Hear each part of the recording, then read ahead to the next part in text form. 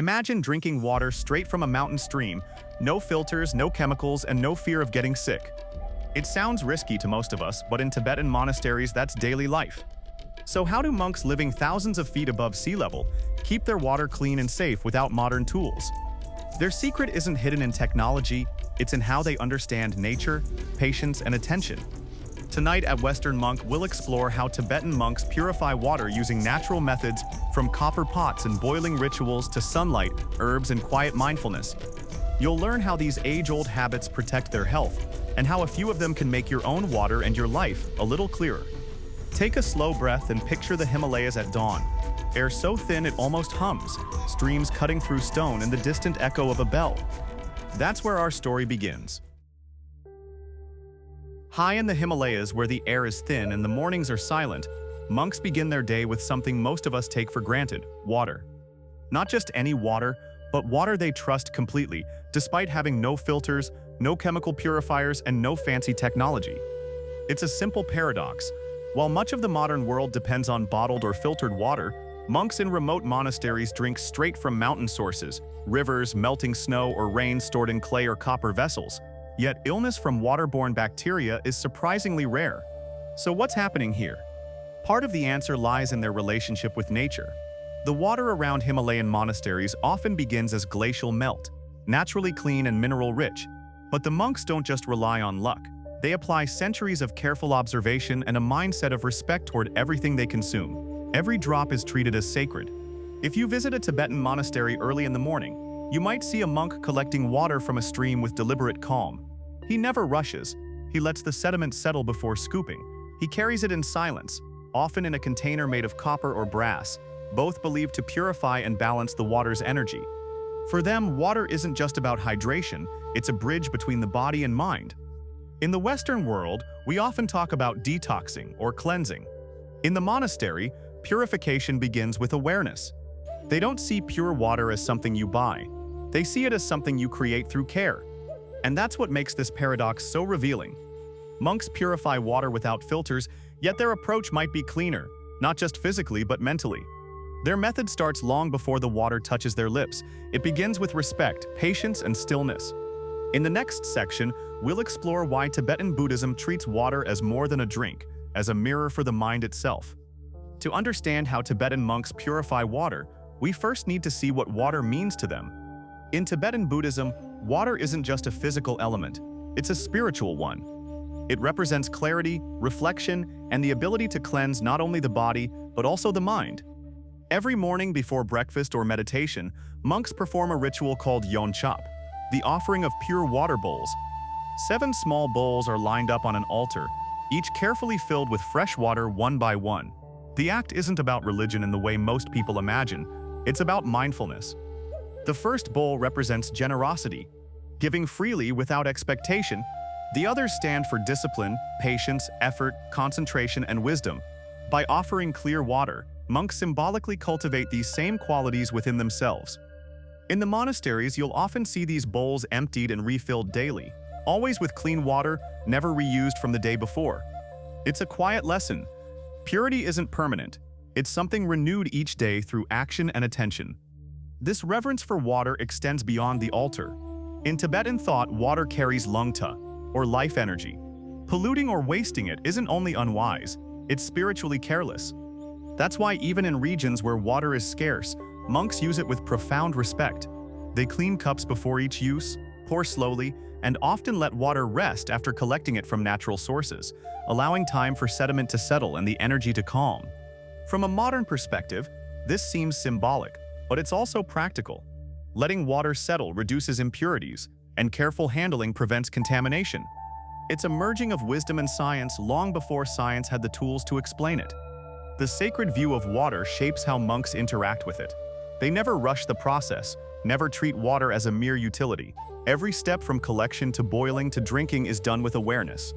And that's what gives their simple methods a kind of precision we often lose in daily life. Before we dive into their first practical method, boiling and resting, it's worth noting this: monks don't separate cleanliness from consciousness. For them, purity outside starts with purity within. The first and most common method Tibetan monks use to purify water is beautifully simple: boil it, then let it rest. At first glance, it seems ordinary, something any traveler or camper might do. But inside a monastery, this act is carried out with a level of care that transforms it from a survival task into a spiritual exercise.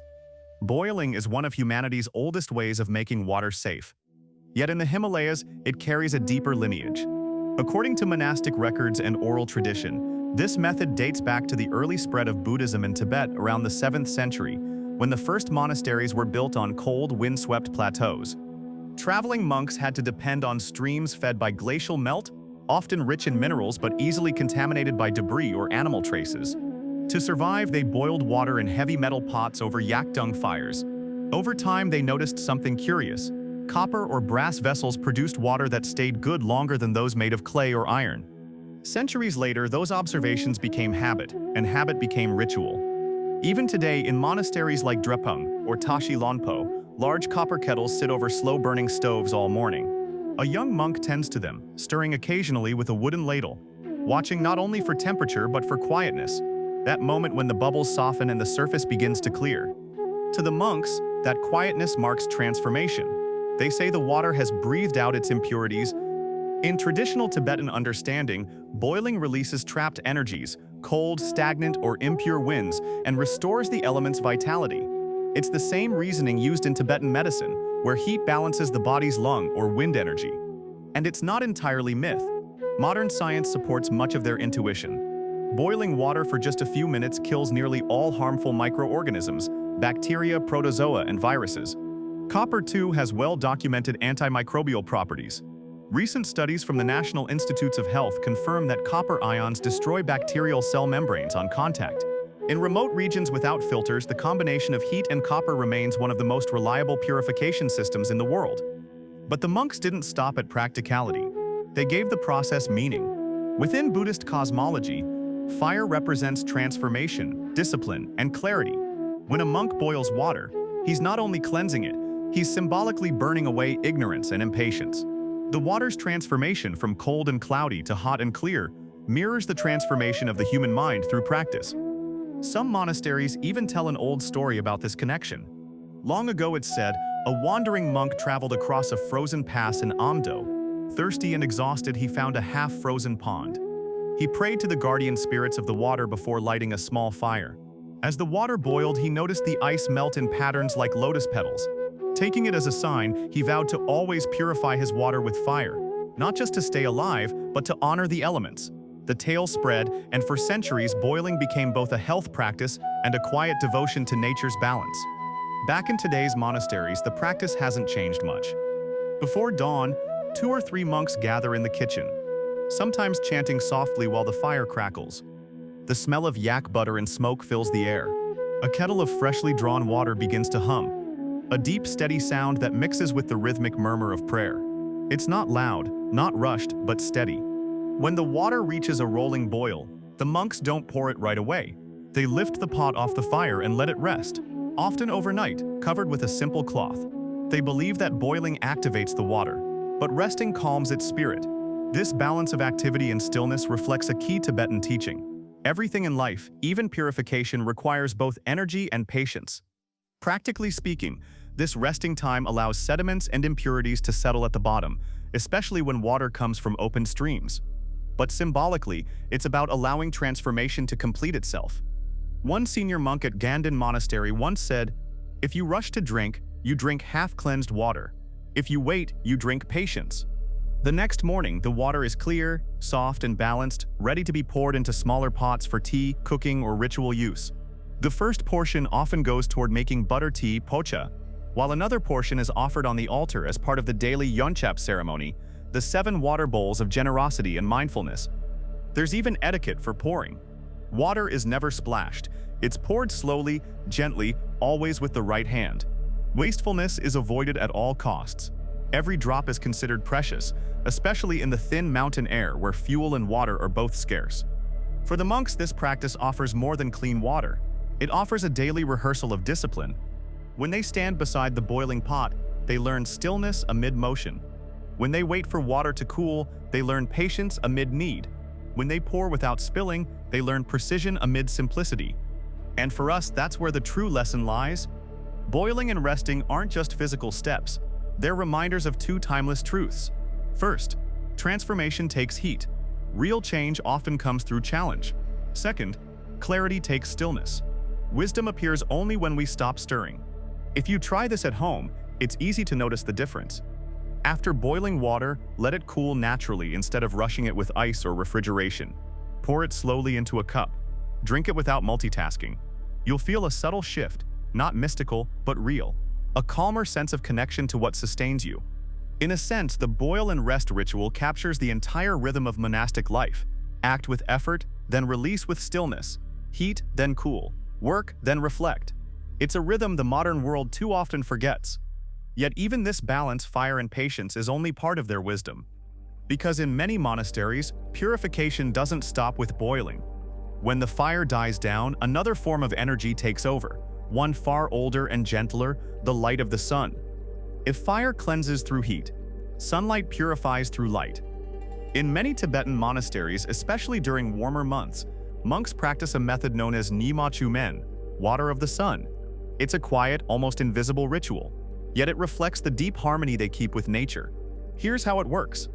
After collecting and resting the water, monks pour it into large open bowls, often made of brass, glass, or silver, and place them on the monastery terrace or courtyard, where they'll be kissed by sunlight for several hours.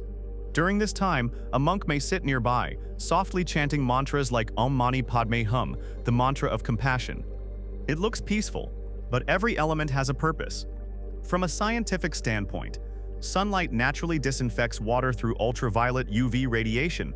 Studies confirm that 6 hours of direct sunlight can kill most bacteria, viruses, and protozoa in clear water, a process now known as solar disinfection or SODIS. In remote Himalayan regions where electricity and filters are scarce, this ancient habit works as an elegant, zero-cost method of purification. The chanting adds another layer, one that speaks to the monk's mindset, not the water's chemistry. Monks believe that chanting while water rests in sunlight infuses it with positive intention.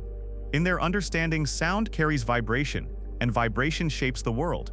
When repeated with calm focus, these sounds tune the environment, including the water they'll later drink.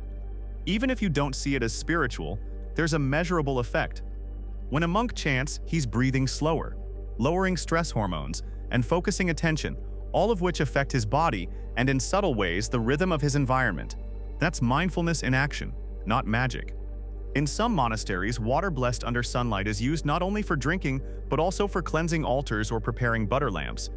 It's seen as alive, carrying both the purity of light and the calm of prayer. You can easily bring this idea into modern life. If you fill a glass jar with clean water and leave it by a sunny window for a few hours, you're practicing the same method. In scientific terms, you're using solar energy to neutralize bacteria. In personal terms, you're giving a few quiet hours for nature to do its work. No electricity, no chemicals, no noise. Add intention. If you wish, take a few moments to slow your breathing before drinking it. You don't need to chant in Tibetan. Even a simple expression of gratitude, "May this water nourish me," carries the same mindful tone. Monks say the sun gives more than light. It gives order. Every morning it rises without fail, and its steady rhythm reminds them that clarity comes from consistency. That's why their purification rituals mirror the sun's cycle, steady, calm, predictable. And yet, purification in the monasteries isn't only about heat and light. Some traditions add something more tangible, natural herbs and minerals that turn ordinary water into a subtle medicine. That's where we go next. In Tibetan monasteries, not all water tastes the same. Some bowls carry the faint scent of juniper smoke. Others have a golden hue from a single thread of saffron, or the crisp, earthy touch of rock salt from the Himalayas. These aren't recipes, nor are they flavor experiments. They're acts of reverence, rooted in centuries of natural purification and symbolic meaning.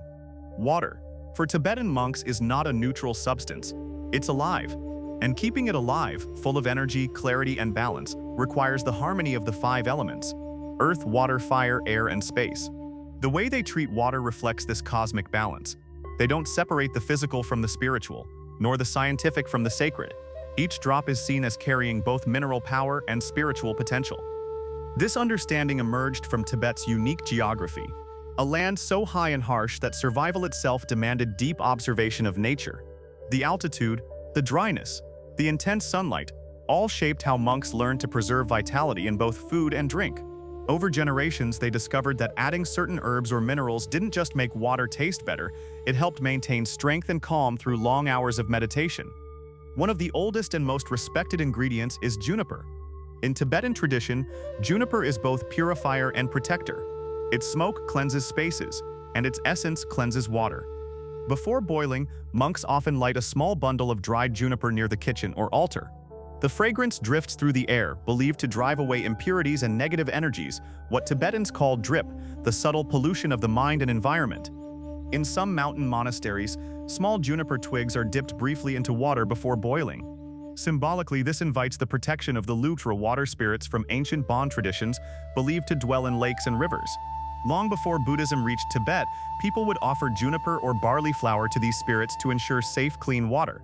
Monasteries quietly kept parts of that tradition alive, reinterpreting it through Buddhist compassion and mindfulness. Then there is saffron, the golden thread that sometimes graces ceremonial water bowls. It's used sparingly, both for its beauty and its value. In medical texts like the Jushi, the four tantras of Tibetan medicine, saffron is described as warming, purifying, and balancing for the lung, wind element that governs clarity and focus. Monks use it especially in winter or before long meditation sessions. Modern science, centuries later, affirms what the ancients already knew. Saffron contains powerful antioxidants like crocin and safranol that protect cells and reduce fatigue. When saffron is placed into water, the transformation is visual as much as spiritual. The bowl glows like dawn. The monks say it awakens the water's eye, a poetic way of saying it restores brightness and awareness to something ordinary. And then comes the simplest yet perhaps most grounding element, rock salt. Not the white refined kind, but coarse Himalayan salt, often pink or gray, rich in trace minerals like magnesium, potassium, and calcium. A few grains are stirred into water to anchor its taste and restore its mineral harmony. Too much salt, they warn, creates heaviness, too little, emptiness. The middle balance, just enough to enhance, mirrors the middle path taught by the Buddha himself. This isn't superstition. It's practical alchemy, guided by awareness.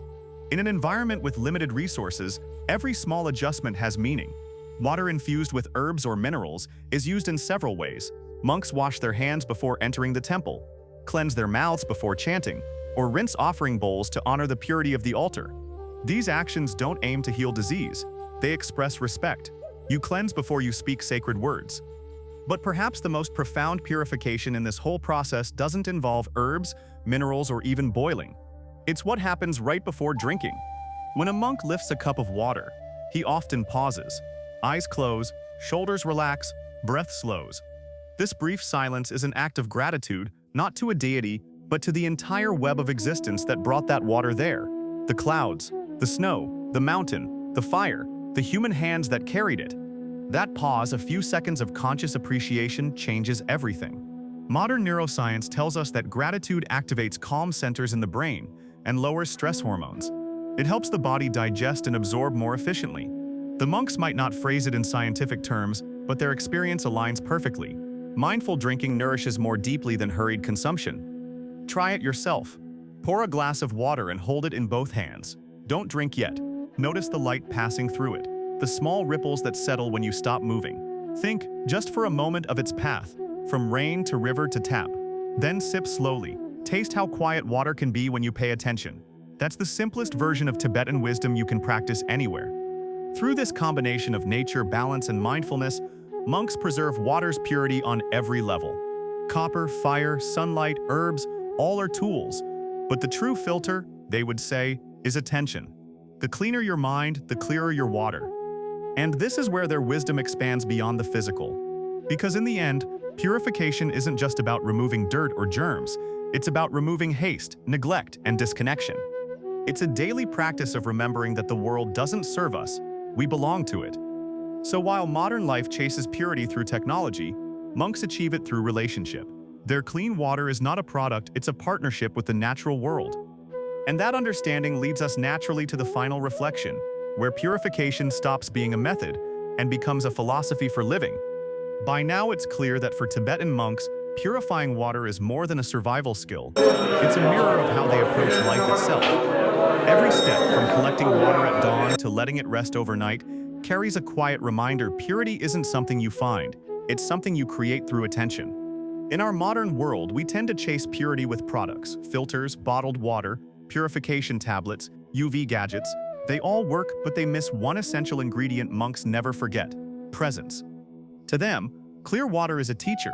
It reflects whatever you bring to it. If you rush, it clouds. If you slow down, it settles. That's why even the simplest monastic actions, boiling, resting, sunlight, herbs, mindful drinking, are also lessons in how to live. Boiling teaches patience and transformation. Impurities rise when things heat up, and with time they fade. Letting water rest teaches balance. Stillness brings clarity. Sunlight teaches trust in natural cycles. Warmth and light cleanse without force. And mindfulness, that final invisible layer, teaches respect. Nothing, not even a sip of water, should be taken for granted. In a monastery, purity has two faces. The first is physical, removing what harms the body. The second is mental, removing what clouds awareness. Both are necessary. That's why monks say you don't only drink water, you drink your state of mind. Think about how that applies beyond the mountains. Every day we consume things: news, food, conversations, emotions. The principle of purification can apply to all of it. Before you take something in, ask, is it clear? Has it rested? Does it nourish or disturb?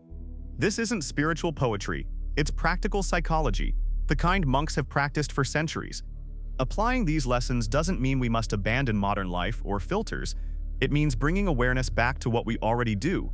When you fill a glass of water, do it with gratitude. When you boil it, don't rush away.